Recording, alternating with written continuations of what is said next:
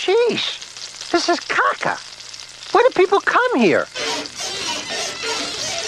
Welcome to Watch Mojo, and today we'll be looking at 20 sexual innuendos in kids' animated series. Oh my!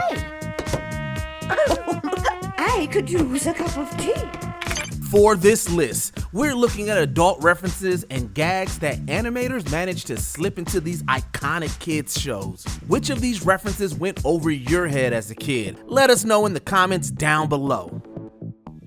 Extra charge, Dexter's laboratory. So tell me about yourself. After firing Dee Dee, Dexter decides to hire a new sister to fill the void in his lab. Spastic sister, that's what they said. Spastic sister, and that's me, so here I am. He ultimately goes with a woman with cartoon-level curves. Prancing around in a ballerina outfit, she presses all of Dexter's buttons. When can you start? When Dexter asks her to dance a little though, she notes that it will cost him an additional fee. I'd like to see you dance. Oh, okay, but it's $50 extra. Judging from this, it's safe to say that this woman may have previously worked as an exotic dancer. She might aspire to be a famous actress, but sadly, there's no permanent role for her on Dexter's lab. This isn't working. I'll say. One great video game, Steven Universe. When I got to his house, I saw he cleaned up his room a little. Sexuality is a recurring theme in Steven Universe, although it's often addressed in a clever, understated manner. So that would make him Greg's brother and father?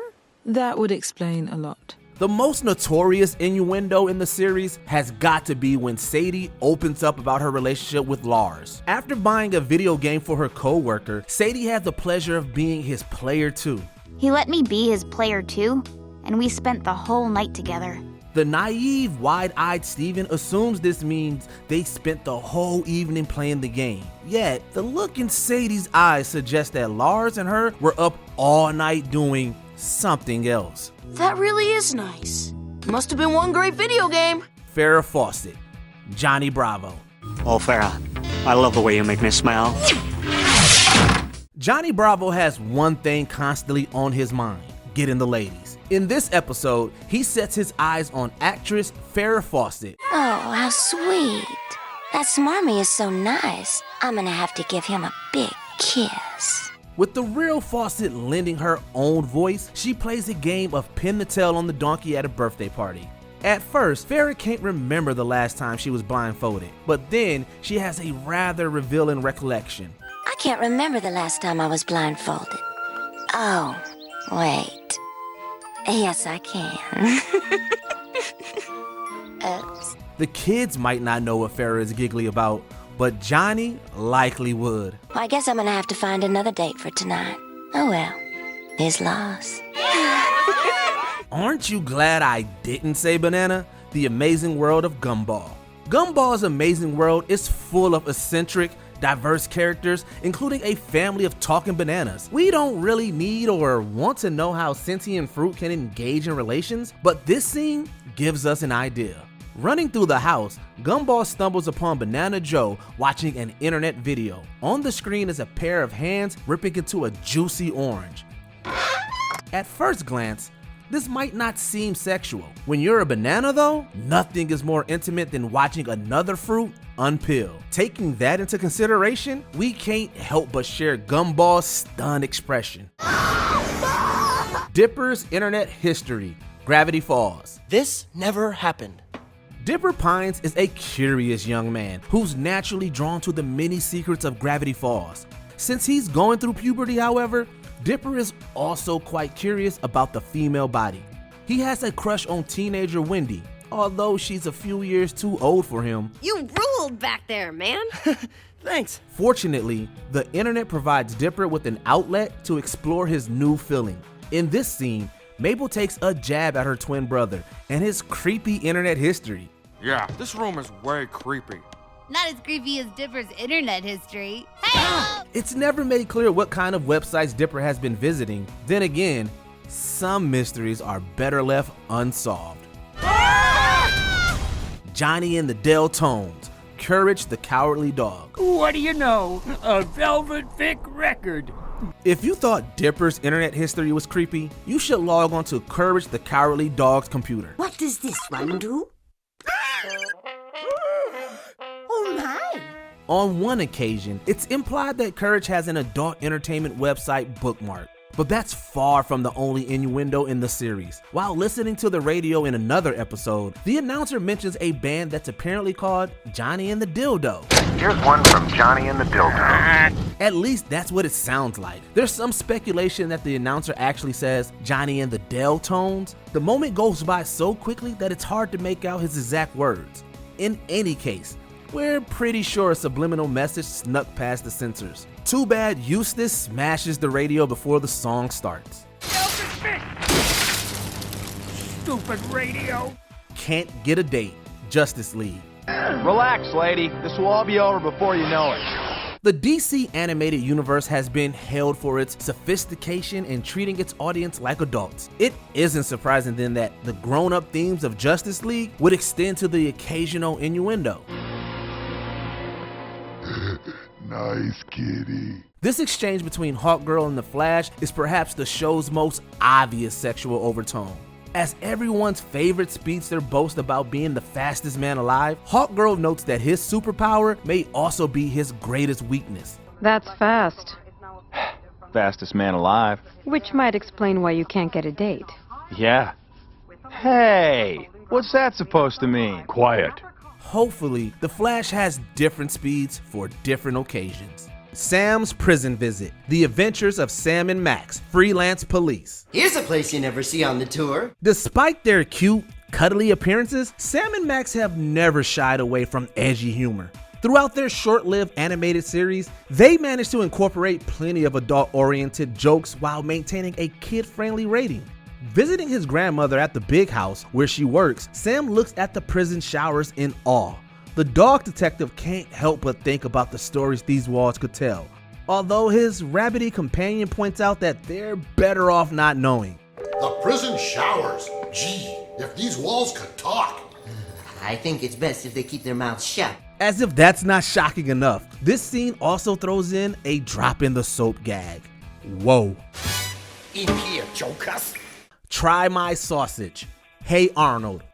Man, this is good. You sure you don't want some? Some innuendos beat the audience over their heads. Others are hidden in the background and are easy to miss. Oh, by Odin's beard, what I saw, boys! To catch this one from Hey Arnold, you probably had to pause your TV. But some kind of eating machine. I've never seen anything like it. While attending an eating contest, Arnold is surrounded by numerous delectable foods to munch on, including sausage. There's no way you can beat him, Arnold. You'll die trying. You see the poster hanging on that fence over there? Read what it says out loud and tell us if it sounds suggestive in the slightest. You could argue that this is just an innocent advertisement for pork products, but we all know what the animators were really trying to get away with. Now you're talking, short man. Go get him. Lonely Space Vixens.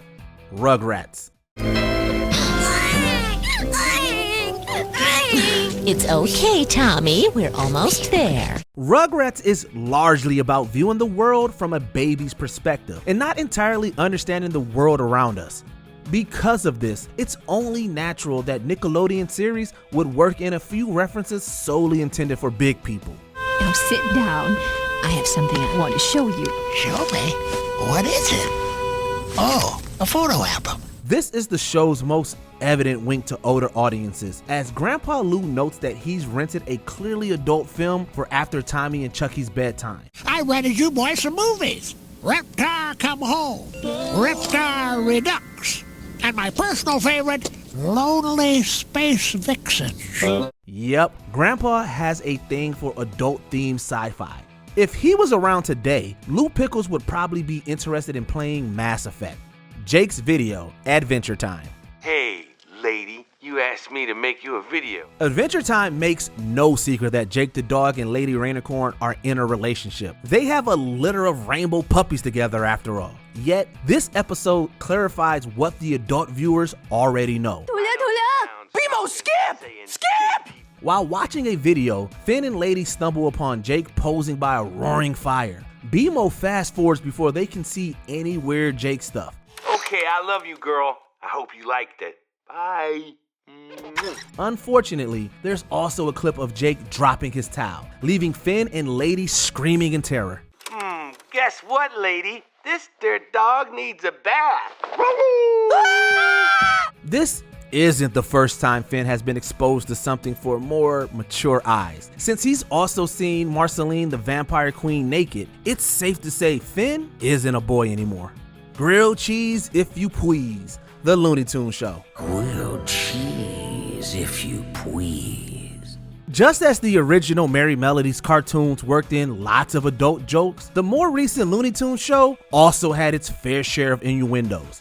In this music video, Elmer Fudd sings about his burning desire for a grilled cheese sandwich. That might sound innocent enough, but just listen to the suggestive lyrics and the seductive melody. Watching butter melt on a frying pan has never been more graphic. Cause the butter and the cheese are gonna play a little game. Matters get especially erotic when Fudd eats the sandwich in a heart-shaped bed, immediately craving seconds. Did George Costanza write this episode or something? Sex is about love between a man and a woman, not a man and a sandwich. Like meat too much? Freakazoid. That your family? Yeah. Seeing as how Freakazoid came from the same team as Animaniacs, it shouldn't come as a surprise that it too pushed the envelope for children's programming. Hey, Cosgrove, how come you never got married? Perhaps the most explicit moment in the show occurs as our titular hero asks best friend Mike Cosgrove why he never married. Apparently it's because the police sergeant loves meat more than he could ever love a woman. Because I like meat too much. There are a couple of different ways one could interpret this comment, many of which imply Cosgrove prefers the pleasures of the single life. You could be married and still eat a lot of meat. I didn't know that. Rev up your Harley, the new Batman adventures. La la la la. Harley Quinn's hopeless devotion and attraction to the Joker is beyond disturbing, especially for a show aimed at kids.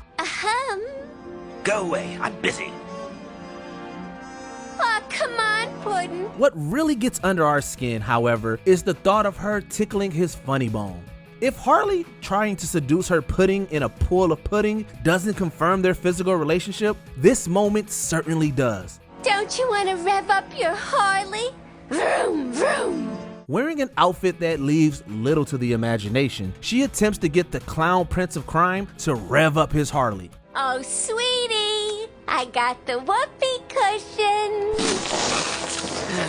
The Joker is in such a sour mood, however, that not even the whoopee cushion can cheer him up. Know this, my sweet. The death of Batman must be nothing less than a masterpiece. Pencil Sharpener, the Powerpuff Girls. Hello, Mayor. For a show that looked like sugar, spice, and everything nice, the Powerpuff Girls sure did work in a lot of racy jokes. Did you ever notice when Buttercup slipped condoms into Professor Utonium's pocket? And cologne, breath mints, and cufflinks, and some of these. How about the time the girls tried to determine the gender of a nutty squirrel? Squirrels eat nuts, stupid! Girls? Or that time a little girl told the professor she was an accident. He made us in his laboratory by accident. Well, what can I say? Don't worry, Professor. I was an accident, too.